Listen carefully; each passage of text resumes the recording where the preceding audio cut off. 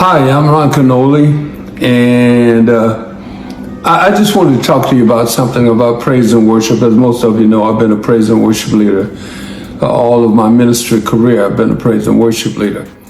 The global gospel music community is in mourning following the death of Ron Kennaly, one of the most influential figures in modern praise and worship history. Ron Kennaly passed away on February 3, 2026 at the age of 81. No specific medical cause of death has been publicly disclosed, as his family has chosen to keep the details surrounding his passing private. His death was confirmed by close associates and members of the worship community, prompting an outpouring of tributes from around the world. News of his death spread rapidly across churches, music ministries, and Christian communities worldwide. Within hours, pastors, worship leaders, gospel artists, and congregations began sharing messages of gratitude and remembrance. For many believers, the loss feels deeply personal. Kennaly's voice, songs, and worship philosophy shaped how millions of people experienced praise for more than 4 decades. His influence was not limited to one denomination or country. It crossed cultures, languages, and generations. Ron Kennaly was widely recognized as a pioneer who helped redefine congregational worship. Before his rise, praise music in many churches followed rigid structures and reserved expressions, often limiting participation to choirs or worship leaders alone. Kennaly introduced a bold, joyful, and participatory style that encouraged entire congregations to engage actively in praise. Clapping, call-and-response singing, extended praise sessions, and expressive worship became central elements of his approach. Over time, this model became a standard in contemporary worship services worldwide. Born on December 6, 1944 in Coffeyville, Kansas, Ronald Kenneth Kennaly grew up with a natural connection to music. His early years were marked by curiosity, discipline, and a strong interest in sound and performance. However, his journey toward ministry was not immediate. Like many musicians of his generation, he initially explored music outside the church, viewing it first as a craft and profession. In the 1960s, Kennaly served in the United States Air Force, an experience that played a significant role in shaping his discipline and professionalism. During his service, he performed in musical groups and continued developing his vocal ability and stage presence. These years helped establish the work ethic and consistency that later defined his ministry. Music remained central to his identity, though it had not yet become fully aligned with worship leadership. After completing his military service, Kennaly spent time performing secular music, including rhythm and blues, under the stage name Ron Keith. He recorded and performed during a period when commercial success appeared possible. Industry opportunities emerged, and his talent was evident. Despite this, Kennaly later described experiencing a growing spiritual conviction that gradually redirected his focus and priorities. That conviction led him away from secular performance and toward faith-based music and worship leadership. Rather than simply changing musical genres, Kennaly reshaped his purpose. He came to believe that music should function as a spiritual offering rather than entertainment. Worship, in his view, was meant to draw people closer to God, not toward the performer. His ministry gained momentum in the 1980s when he became the worship leader at Jubilee Christian Center in San Jose, California. There, Kennaly developed the worship style that would later define his legacy. Services emphasized extended praise, energetic music, choir-driven arrangements, and strong congregational involvement. Worship became immersive, expressive, and communal. This approach stood out at a time when many churches still favored restrained worship formats.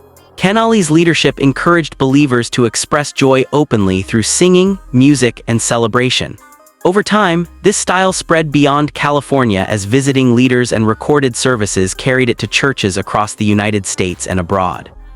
The turning point in his career came in the early 1990s with the release of live worship recordings that captured the atmosphere of Jubilee Christian Center. Albums such as Lift Him Up were both commercially successful and spiritually influential. Unlike studio recordings, these albums conveyed the energy and authenticity of live worship, making listeners feel as though they were participating in a service. Songs such as Ancient of Days, Jesus is Alive, We Offer Praises, and God is Able quickly became worship standards. Churches across continents adopted these songs, translating them into multiple languages. Decades later, they remain part of regular worship services in countless congregations. Kennaly's music was characterized by simplicity, clarity, and strong biblical grounding. Rather than complex arrangements, his songs focused on memorable melodies and scripture-based lyrics. This accessibility allowed churches of all sizes to incorporate his music, from small local fellowships to large international ministries. Beyond songwriting and performance, Kennaly played a major role in shaping modern worship theology.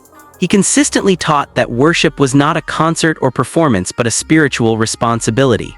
He emphasized that worship leaders were servants entrusted with guiding people into genuine praise rather than showcasing personal talent. Through conferences, teachings, and mentoring, Kennaly influenced generations of worship leaders. He stressed humility, preparation, and spiritual integrity, warning against ego-driven ministry. Many leaders who later became influential figures in worship ministry credit Kennaly as a foundational influence. His impact extended far beyond the United States. In Africa, Asia, and Latin America, his songs became deeply rooted in church culture. Many international worship movements credit his music with helping unify praise styles across cultural boundaries while maintaining spiritual depth. In later years, Kennaly gradually stepped away from public touring and large-scale appearances. He focused on teaching, writing, and private ministry while maintaining a relatively low public profile. Even during this quieter period, his influence continued through recordings, worship training programs, and churches shaped by his model. Colleagues often described him as disciplined, thoughtful, and deeply committed to his faith. He emphasized longevity in ministry and encouraged leaders to value character as much as musical ability. Family remained central to his life, and he frequently spoke about balancing ministry responsibilities with personal integrity. Following confirmation of his death, tributes poured in from pastors, gospel artists, and worship leaders worldwide. Many referred to him as a giant of worship whose obedience reshaped modern praise. Churches marked his passing by singing his songs and reflecting on the legacy he left behind. His death marks the closing of a significant chapter in gospel music history.